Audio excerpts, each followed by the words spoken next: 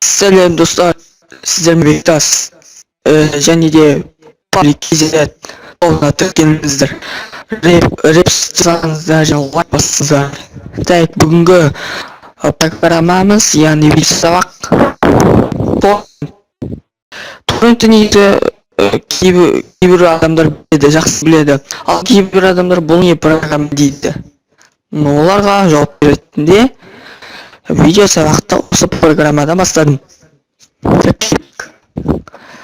Торрент ойын алуға, кино, музыка алуға болатын программа. Так, бұны біз ойынды қалай аламыз дейді. Осы бізге браузерге кіреміз. Google. Бұл жерге саламен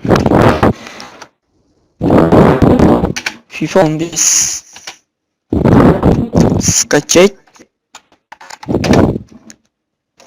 Sorry, осылай жазамыз. Осылай жазып болған кейін, негізі FIFA 15 емес, жалпы ойын жазып, содан скачать торрент жазасыз. Так, менде жоқ. Осы сайтқа кірейін. Міне шықты. Кірейік, қарап болады. Өзіңіз білесіз. Торрент 7 гигабайт дейді. Бассам. Және скачать.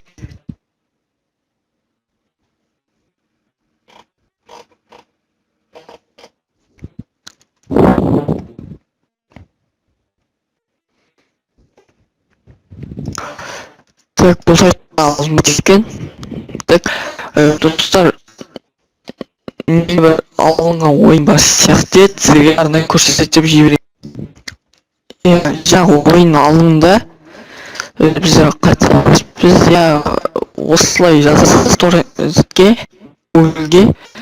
Және осы программа шығатыны үстін басамыз. Міне шықты.